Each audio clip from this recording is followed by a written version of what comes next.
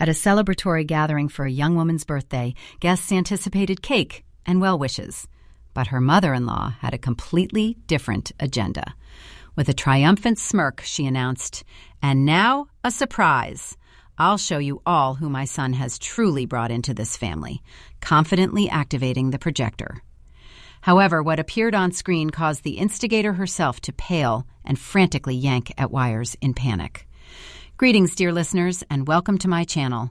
I'm thrilled to present a new, engaging story. Enjoy. Elmira had a premonition that her mother-in-law was planning something rather special for her birthday. 2 weeks prior to the event, her husband, Timur, let slip a casual remark as they commuted home from work. "Mom wants to give you a surprise at the celebration," he'd said, smiling, clearly oblivious to any underlying malice. "She says it will be unforgettable." Elmira merely nodded, but a knot tightened in her stomach. In the 3 years of their marriage, Zinaida Nikolaevna, her mother-in-law, had never shown her an iota of warmth. Only cutting remarks, comparisons to Timur's ex-girlfriend, and constant implications that Elmira wasn't good enough for their family. That very evening, Elmira called her sister Diana and recounted the strange premonition. Diana, a lawyer who had seen her fair share of life's complexities, immediately became wary. You know her personality. If she's preparing something and calls it unforgettable, expect a setup. You need to be on guard. Elmira agreed, but what could she possibly do? Cancel her own birthday? Timur would never understand. He adored his mother, viewing her as selfless and wise, failing to notice how she had manipulated him since childhood. Zinaida Nikolaevna was indeed a master manipulator. A widow for 15 years, she had built her life around her only son, controlling his every move, knowing his bank card passwords, and regularly checking his phone under the guise of helping him find a contact. When Timur first introduced Elmira to their home, his mother greeted her with an icy stare. "Very exotic," she'd remarked then, appraising her daughter-in-law with a critical gaze. Elmira, who was half Tatar with dark, long hair and almond-shaped eyes, did indeed stand out against the fair-skinned relatives of Timur. But the issue wasn't her appearance. Zinaida Nikolaevna simply couldn't accept that someone had taken her son away. After the wedding, the real trial began. Her mother-in-law would show up unannounced, rearrange furniture in their apartment, criticize Elmira's cooking, buy Timur clothes, and insist he wear only her gifts. Once, she threw out new curtains that Elmira had spent 2 weeks choosing, declaring, "That's tasteless. I've hung proper ones." Elmira tried to discuss it with her husband, but he brushed her off. "She just wants to help. You're too sensitive." Sensitive. This word became Timur's mantra. Every time Elmira attempted to explain that his mother was overstepping boundaries, he would repeat, "You're exaggerating. She's always been like this. Just get used to it." Get used to her mother-in-law rummaging through her handbag. Get used to her calling Timur 10 times a day, demanding he come over immediately for any trivial reason. Get used to Zinaida Nikolaevna regaling guests at family dinners with stories about Timur's previous girlfriend, Olesya, idealizing her to the heavens. "Oh, Olesya used to bake such pies. And remember, Timur, how she took care of your health?" Elmira worked as a manager in a trading company, earning a respectable 80,000 rubles per month. Her own income was sufficient to ensure financial independence from her husband.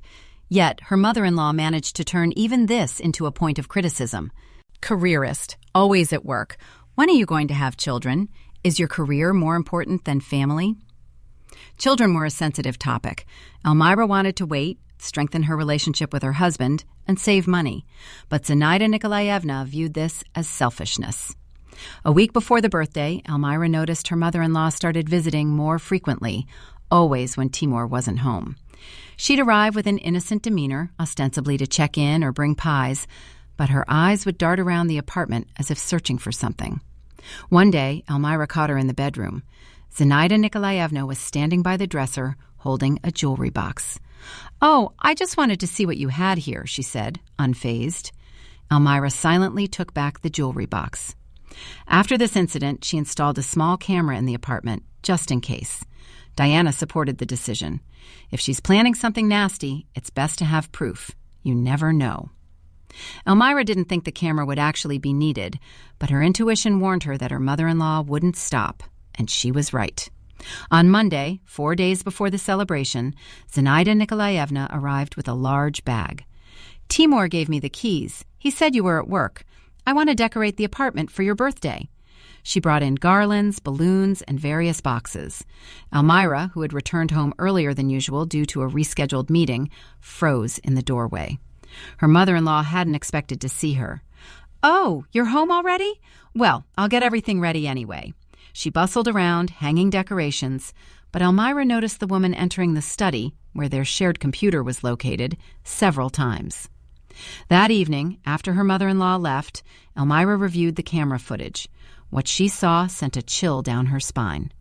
Zenaida Nikolaevna had turned on the computer, inserted a USB drive, and was methodically copying files, photographs, documents, correspondence. She was clearly searching for something incriminating. Elmira watched the recording twice. Her mother-in-law hadn't even tried to hide her actions, apparently confident that no one would find out. The next day, Elmira took time off work and went to Diana's. She showed her the recording. Her sister pursed her lips.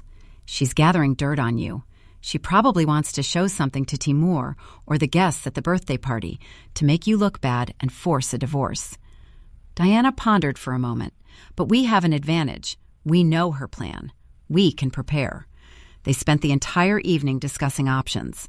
Elmira didn't want a scandal, but she understood that if Zenaida Nikolaevna truly intended to publicly humiliate her, she couldn't remain silent.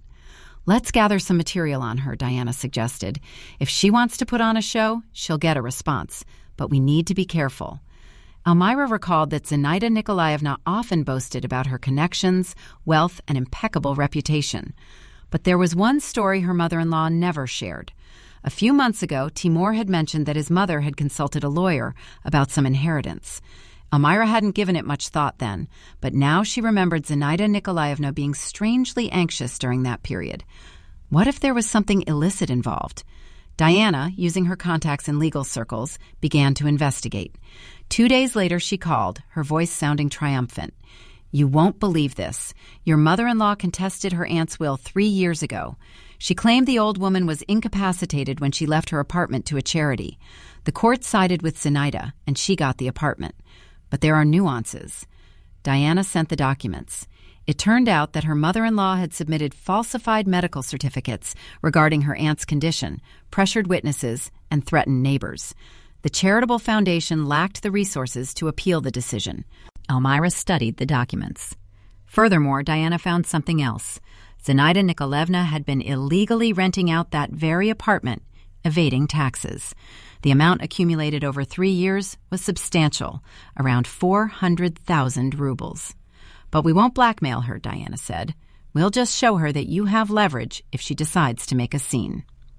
The birthday arrived. Elmira woke up with a heavy premonition. Timur, completely unaware, kissed her, gave her flowers, and promised the evening would be unforgettable. "Mom has prepared so much, you'll see." Elmira smiled, but a chill spread through her. She had already given Diana a USB drive with copies of the documents on her mother-in-law and asked her to be nearby. "If anything goes wrong, I'll give you a signal." Guests began to arrive around 7 in the evening. Friends, Elmira's colleagues, and Timur's relatives were present. Zenaida Nikolaevna appeared in an elegant suit, her hair immaculately styled, and a radiant smile. She hugged Elmira and offered congratulations, but triumph gleamed in her eyes. Elmira noticed her mother-in-law exchanging glances and whispering with her sister, Timur's aunt. Both smirked. The evening progressed. The table was laid and guests ate, drank, and mingled. Timur delivered a touching toast to his wife. Elmira almost believed everything would be all right. But then Zenaida Nikolaevna stood up and tapped her glass with a spoon, drawing everyone's attention. "Dear guests, I'd like to say a few words. Today is my daughter-in-law's birthday, and I, as a loving mother-in-law, have prepared a special gift for her, a video presentation." Elmira felt her palms grow clammy. This was it. Zenaida Nikolaevna triumphantly took out a remote, switched on the projector that had been set up in the living room, and the screen on the wall lit up. And now, a surprise. "I'll show you all who my son has truly brought into this family." Her mother-in-law's voice rang out as she pressed a button. An image appeared on the screen, but it wasn't Elmira. It was Zenaida Nikolaevna herself. In the video, she was sitting in an office, speaking with a man. The sound was muffled, but phrases were discernible. I need certificates for my aunt to prove her incapacitation. How much will it cost? The man named a price. Zenaida nodded. We'll do it. The main thing is that no one digs too deep. Silence fell over the room. Zenaida Nikolaevna turned pale, staring at the screen. What? What is this? This isn't right. It's a setup. She lunged towards the projector, starting to yank at the wires. Who swapped the files? But the video continued. Now, documents appeared on the screen. Forged certificates, records of the illegal rental, amounts of unpaid taxes. Elmira stood up, approached her mother-in-law, and gently but firmly took her hand, stopping her. Let's watch until the end, dear mother-in-law. Her voice was calm, almost affectionate, but it carried an edge of steel. Zenaida Nikolaevna tried to pull away, but Elmira held firm. Diana, standing by the wall, took out her phone and began recording, just in case. The video concluded. The guests sat in stunned silence. Timur looked at his mother, then at his wife, not understanding what was happening. Mom, is this true? You faked. Zenaida Nikolaevna opened her mouth, but no words came out. Finally, she sputtered, It's all her. She arranged this. She wanted to discredit me. Elmira smirked. I'm the one who copied files from our computer. You thought you'd find something compromising on me. You wanted to show the guests how terrible I am. But you see, I knew about your plans, and I prepared. She took out her phone, opened the camera recording of Zenaida Nikolaevna rummaging through their computer, and showed it to everyone. Here is the proof. If I hadn't found out, that's exactly what would have happened. Timur remained silent, then quietly asked, What now? Elmira shrugged. I don't know. You decide. But I won't tolerate her in our lives anymore. If you want to communicate with your mother, that's your right. But she will never enter my life. He nodded. I need time to think.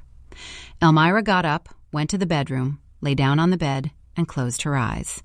The birthday had turned out to be memorable in the most unexpected way. The next morning, Timur went to his mother's and returned in the evening, looking gaunt. I spoke with her. She admitted everything, the apartment, the taxes. She cried, begged for forgiveness, and said she had done it all for him to secure their future. He looked at Elmira. I told her we need a break, that she shouldn't come without an invitation, and that she must apologize to you. Zenaida Nikolaevna never apologized.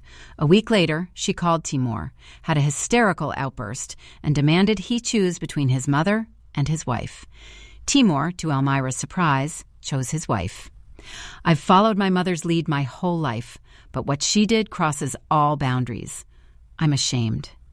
He changed the locks on their apartment, stopped answering his mother's calls outside of appropriate hours, and set boundaries. Zenaida Nikolaevna was forced to repay the money to the tax authorities. Diana helped arrange it so it wouldn't involve court proceedings. But her mother-in-law spent a whole year paying off the debt, foregoing many of her usual luxuries. She sold the apartment to cover part of the debt. Her reputation within the family was shattered. Relatives who learned the truth turned away. Timur's aunt stopped speaking to her. Elmira felt no schadenfreude. She simply lived her life. Her relationship with Timur gradually improved. He became more attentive, started listening, and noticed her needs. They attended several sessions of family therapy, which proved helpful. 6 months later, Elmira learned she was pregnant. Timur was overjoyed, but immediately asked, Do we tell Mom? Elmira thought for a moment.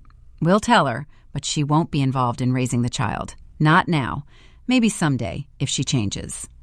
Zenaida Nikolaevna learned about the pregnancy from Timur. She wept over the phone, begging for permission to visit and see her daughter-in-law. Elmira refused, not out of malice, but simply because she wasn't ready. The wound hadn't healed yet. A year passed. Elmira sat on a playground, gently rocking a stroller with her daughter inside. The sun warmed the air. Children ran around laughing. She looked at the baby, sleeping under a light blanket, and suddenly saw Zenaida Nikolaevna. Her mother-in-law stood at the entrance to the playground, holding a bag, presumably a gift. She looked at the stroller, at her granddaughter, and tears streamed down her cheeks. Their eyes met. Zenaida Nikolaevna took a step forward, but Elmira shook her head. Not now. Her mother-in-law stopped, nodded, wiped her tears, placed the bag on a bench near the entrance, and left. Elmira watched her go. There was no triumph, no pity, only weariness. She returned to the stroller, adjusted the blanket, and suddenly noticed that her daughter had opened her eyes. They were brown, like hers. The baby looked up at her mother seriously, as if understanding everything. Elmira smiled and picked her up. "Everything will be all right, sunshine. I promise."